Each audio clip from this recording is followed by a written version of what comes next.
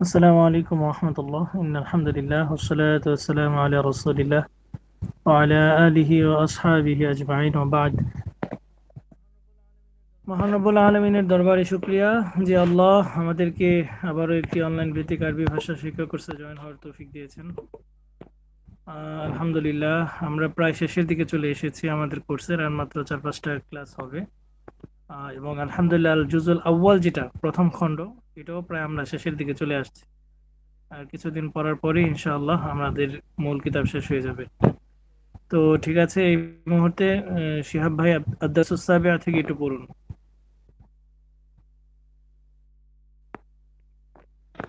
আসসালামু আলাইকুম রহমতুল্লাহি ওয়া বারাকাতুহু।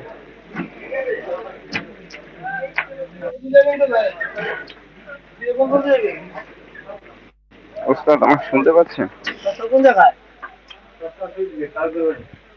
আসসালামু পাচ্ছি। আলাইকুম। ওয়ালাইকুম সালাম, বলুন। ওস্তাদ আমি একটু আমার পিডিএফটা ওপেন করে নিই। আচ্ছা, আব্বাসুস সাদিয়া, জি পাইছি। বিসমিল্লাহ। হাযিহি তাওয়িলাতুন, ইহা একটি টেবিল। আত-তাওয়িলাতু কাবীরাতুন, ইহা একটি বড় টেবিল। ফাওকা আত-তাওয়িলাতি, টেবিলের উপরে আছে কিতাবুন ওয়া কলাম, বই এবং কলম। ফাওকা আত-তাওয়িলাতি, টেবিলের উপরে আছে সাআতুন ওয়া মিসতরাতুন, একটি ঘড়ি এবং একটি স্কেল। আল কিতাবু ওয়াল কলামু ফাওকা আত-তাওয়িলাতি, বইটি এবং কলমটি টেবিলের উপরে আছে। আস-সাআতু ওয়াল মিসতরাতু ফাওকা আত-তাওয়িলাতি, ঘড়িটি এবং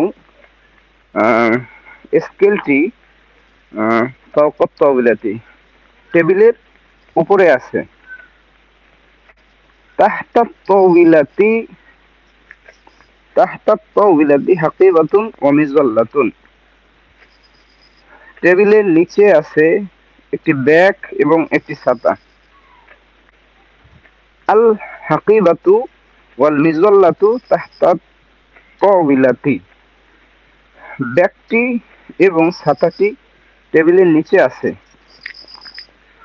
আমামাল মুআল্লিমি সাব্বুরাতুন, আমামাল মুআল্লিমি সাব্বুরাতুন, শিক্ষকের সামনে একটি ব্ল্যাকবোর্ড আছে। আল মুআল্লিমু আমামাস সাব্বুরাতি, শিক্ষকটি ব্ল্যাকবোর্ডের সামনে। আমামাস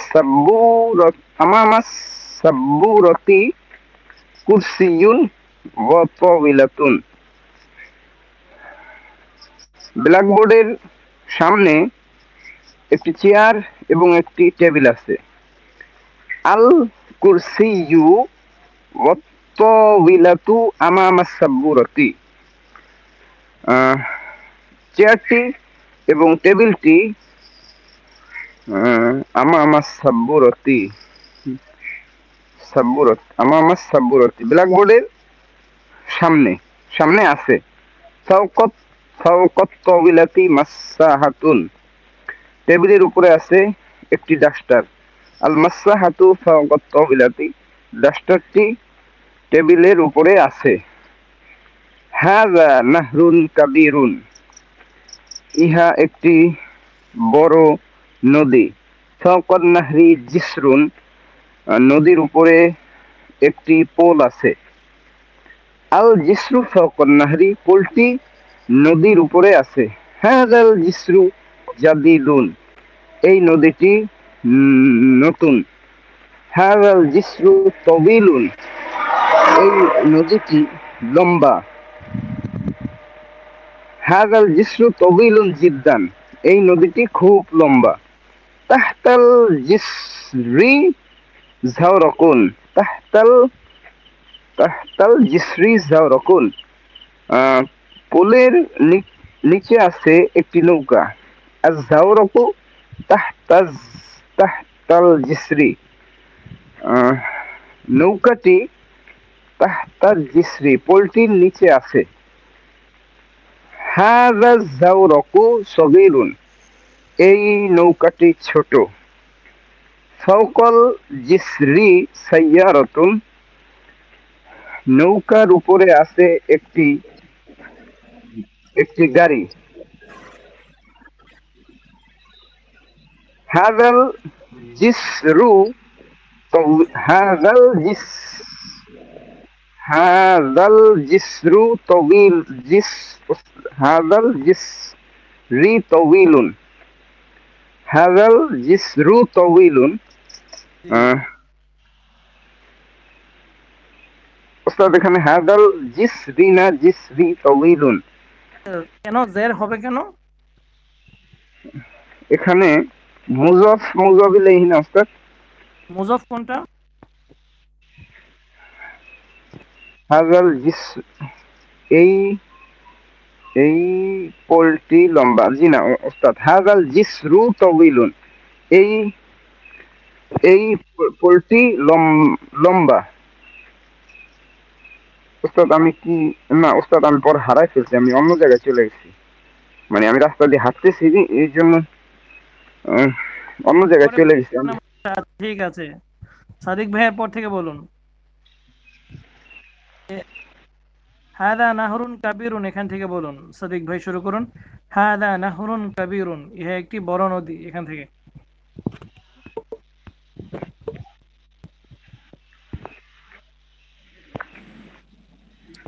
আসসালামু আলাইকুম উস্তাদ। হ্যাঁ উস্তাদ আমি অ্যাকচুয়ালি গত ক্লাসে ছিলাম না আর অসুস্থতার কারণে আমি উস্তাদ পড়াশোনা করতে পারি না এই কদিন।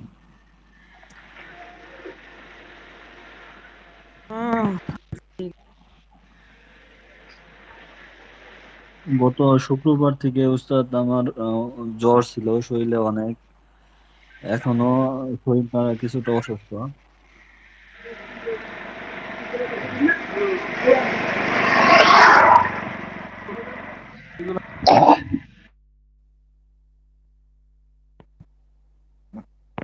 বিসমিল্লাহির রহমানির রহিম এখানে আছে কিছু প্রশ্ন রয়েছে যেমন হাল ফাওকা তাওবিলাতি সাআতুন ওয়া মিসরাতুন টেবিলের উপরে কি একটি ঘড়ি এবং একটি রুলার আছে কিতাবুন ফাওকা তাওবিলাতি আম কুররাসাতুন টেবিলের উপর কি কিতাব আছে নাকি খাতা আছে এরকম প্রশ্নগুলোর উত্তর নিজেরা নিজেরা আপনারা শিখে নেবেন।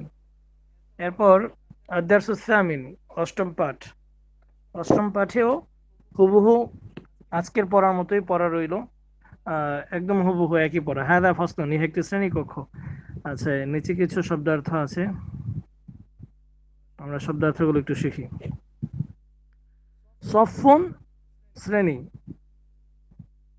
ফাসলুন শ্রেণী কক্ষ, নারুন আগুন, আর নারু জাহান্নাম, মাকতাবুন দফতর, মাকতাবাতুন লাইব্রেরি মনে আছে এটা মাকতাবাতুন শেষে একটা গুলতা লাগিয়ে দিলে এটা হয়ে যায় লাইব্রেরি আর তা ব্যতীত মাকতাবুন অর্থ হচ্ছে দফতর মাকতব মাকতাবুল মাদ্রাসা মানে হচ্ছে মাদ্রাসার দফতর এই আর কি।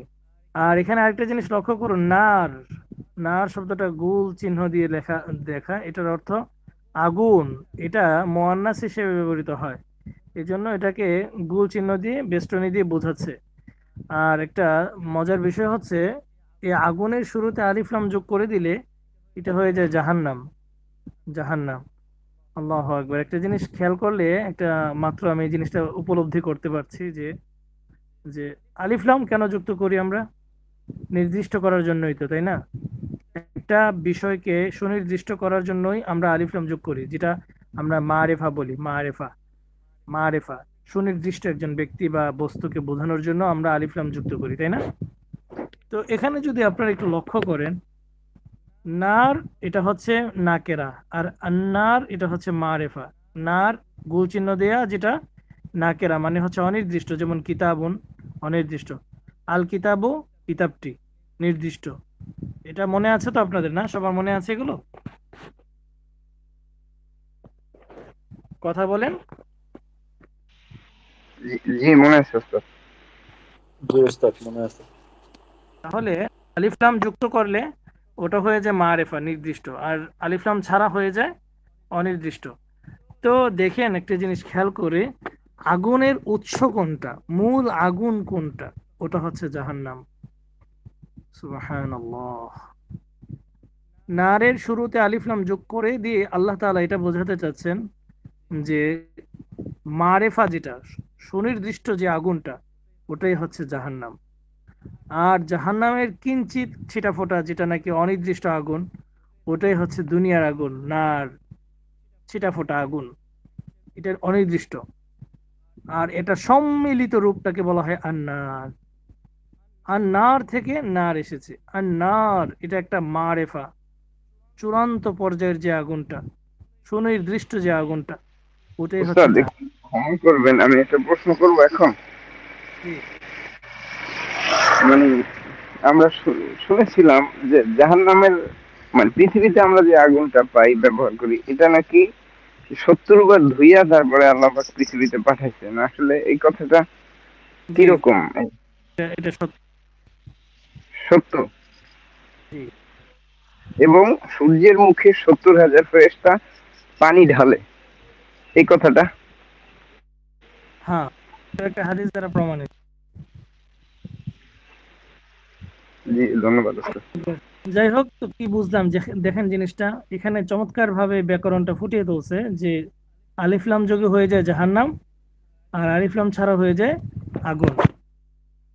আর আগুনটা জাস্ট দুনিয়ার, দুনিয়ার ছিটাফোঁটা যেটাকে বলি আমরা, ওটার শুরুতে আমরা আলিফ লাম যুক্ত করতে পারি না। কারণ আলিফ লাম যুক্ত করলে, যদিও এটাকে মারিফা যদি আমরা বানাতে চাই, তাহলে মারিফা না হয়ে এটার অর্থ পরিবর্তন হয়ে জাহান্নাম হয়ে যাবে। আল্লাহু আকবার, আল্লাহু আকবার, আস্তাগফিরুল্লাহ, আল্লাহু আকবার। জিনিসটা আসলে খুব সেন্সিটিভ একটা বিষয়। মানে আমি যে মাঝে মাঝে বলি যে আরবি গ্রামারটা কতটা চমকপ্রদ, কতটা মানে ব্যাখ্যাতীত, মানে সুবহানাল্লাহ, এটা আল্লাহর আসলে, আল্লাহ কেন কোরআনটা আরবিতেই নাজিল করলেন?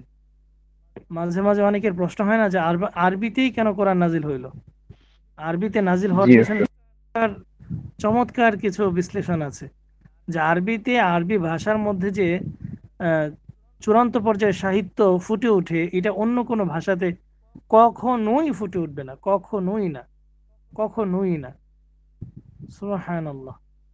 আল্লাহ তাআলা, ওস্তাদ আসলে এই জন্যই কি কোরআন আরবিতে নাজিল হয়েছে, নাকি আল্লাহ রাসূল সাল্লাল্লাহু আলাইহি ওয়াসাল্লাম আরব ভাষী ছিলেন সেই জন্য কোরআন আরবিতে নাজিল হয়েছে? না, কোরআন আরবিতে নাজিল হয়েছে আল্লাহ তাআলার পছন্দ, এই জন্য।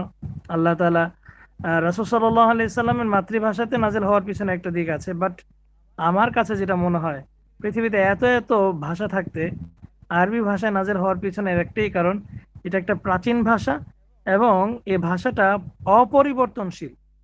নয়তো একটা জিনিস খেয়াল করে দেখেন, পৃথিবীতে এমন কোন ভাষা আছে কি যে ভাষাটা 100 বছর পর পরিবর্তন হয় নাই?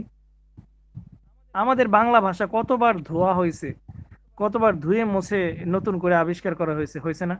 কতগুলো শব্দগুলো পরিবর্তন হয়েছে, অনেক শব্দ, জি অনেক, এখনো পরিবর্তন হচ্ছে। এখনো পরিবর্তন চলতেছে।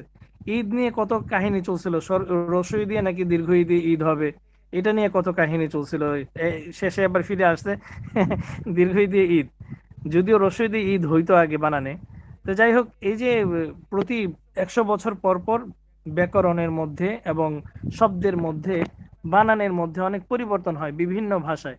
কিন্তু একটা জিনিস লক্ষ্য করলে আপনারা বুঝবেন, আজ থেকে 1450 বছর আগে কোরআন যে ভাষায় নাজিল হয়েছে, আরবি ভাষা, এটা এখনো অপরিবর্তনশীল। সুবহানাল্লাহ। এটা তো একটা কাকতালীয় বিষয়, এটা তো একটা অলৌকিক বিষয়।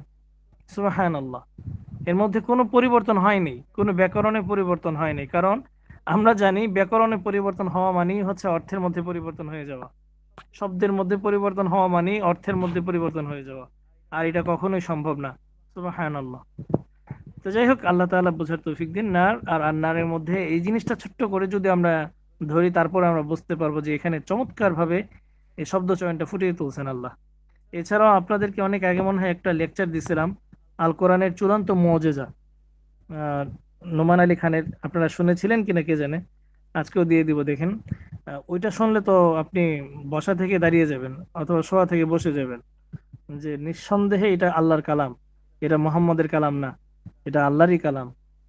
আর কোরআনের ভাষা শৈলীগুলো এত চমৎকার, যেটা আল্লাহ ব্যতীত অন্য কেউ এটা আহ, বলার মতো কোনো সুযোগই নেই। মানে এই আয়াতটা বা এই লেকচারটা শুনলে আপনারা বুঝতে পারবেন যে আল্লাহ তাআলা যে বারবার বলছেন যে নিয়ে আসো একটা আয়াত, নিয়ে আসো একটা সূরা, নিয়ে আসো এরকম একটা কিতাব, দেখি তোমরা যদি পারো কিনা। আল্লাহ তাআলা যে বারবার চ্যালেঞ্জ করছিলেন, কেন করছিলেন? এই লেকচারটা শুনলে অন্তত বুঝবেন যে না, আসলে এটা আল্লাহর কালামই। আহ যাই হোক, আল্লাহ বোঝার তৌফিক দিন। তাহলে নার আর নার এটা বুঝলাম আমরা, মাকতাবুন অর্থ দফতর। এছাড়াও আরো কিছু শব্দার্থ হয়তো আছে, একটু দেখি আমরা। আহ আচ্ছা, নাই। তাহলে এখানে 89 পৃষ্ঠা পর্যন্ত পড়া রইলো, 89 পৃষ্ঠা। এরপরেই আমাদের আলহামদুলিল্লাহ প্রায় কিতাবটা শেষ। এই যে দেখুন, আর হ্যাঁ, শেষই প্রায়। আল বাবু সানি, দ্বিতীয় বাবা এসে গেছে। ও না, আরেকটা অধ্যায় আছে। আচ্ছা, ইনশাল্লাহ আমরা শেষ করে ফেলবো। আচ্ছা, যাই হোক, তারপরে আমরা এই 90 পৃষ্ঠা পর্যন্ত পড়ে আসবো। এই 90 পৃষ্ঠা পর্যন্ত ইনশাল্লাহ পড়ে আসবো। এটা হচ্ছে গিয়ে আমরের সিগা, এটা আমরা সামনে পড়বো ইনশাআল্লাহ মিজানের মধ্যে। আচ্ছা, আমরা মিজানে চলে যাই। গত ক্লাসে মিজানের পড়া ছিল হচ্ছে বহস, নফি, জিহাদ, বলাম, দরফাল, মুস্তাকবিল, মারুফ এবং মাজহুল। লাম ইয়াফাল, লাম ইয়াফালা, লাম ইয়াফালু, লাম তাফাল, লাম তাফালা, লাম ইয়াফালনা। আর মাজহুল মধ্যে লাম ইউফআল, লাম ইউফালা, লাম ইউফাল, এটা ছিল পড়া। আর আমি বলছিলাম গত ক্লাসে যে এই পড়াটা হুবহু মা ফাআলা মা ফুআইলার সাথে সামঞ্জস্য। দেখি শিহাব ভাই বলেন তো দেখি, আমি এই দুটার মধ্যে আল্লাহ তাআলা বা ব্যাকরণের মধ্যে এই দুটোকে কেন তুলে ধরলেন? মা ফাআলা থাকতো, লাম ইয়াফআল কেন হলো? বলেন তো, আমি এটার উত্তর বলছিলাম কিন্তু।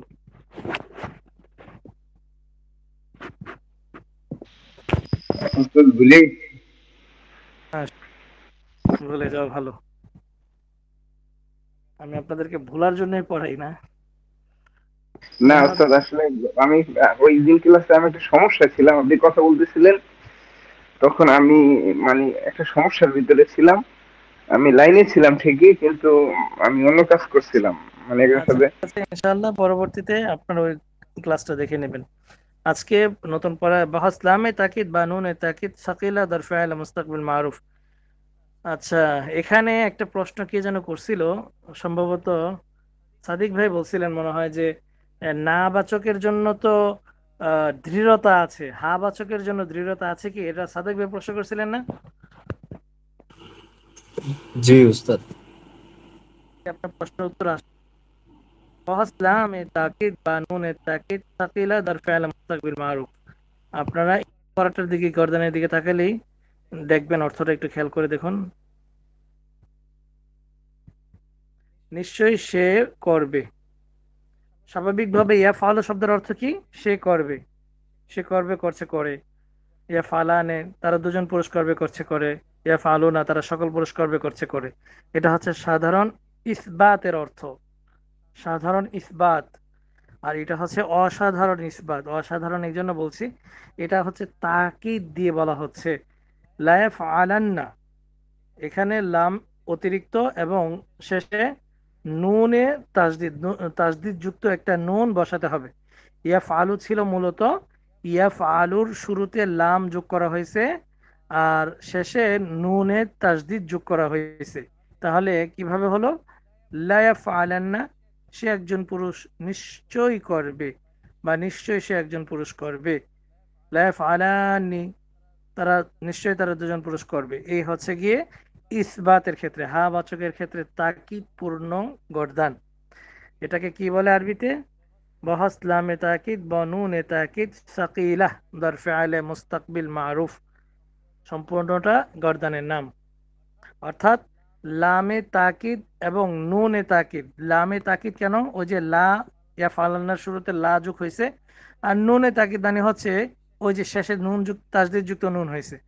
এই জন্য লাম এবং নুন যুগে যে ফেয়ালটাকে তাকিদ করা হয় ইসবাতের ক্ষেত্রে, ওটাই হচ্ছে বহস লামে তাকিদ বনুনে তাকিদ সাকিলাহ দরফে আল মুস্তাকবিল মারুফ।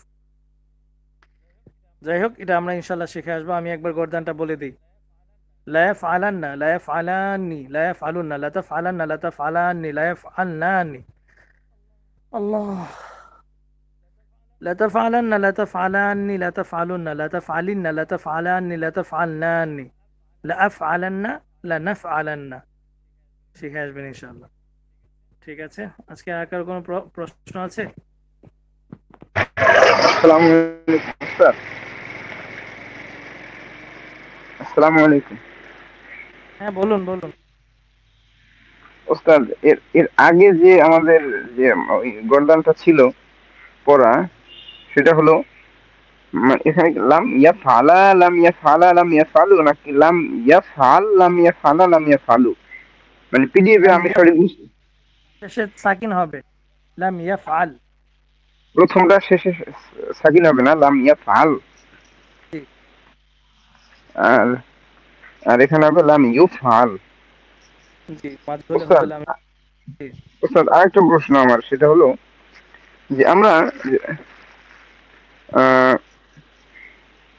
যখন এই এই যেমন লাম তাফালা, এখানে তারা দুজন স্ত্রী করেনি, এইভাবে তো আমরা বাব গুলো পড়ে আসছি।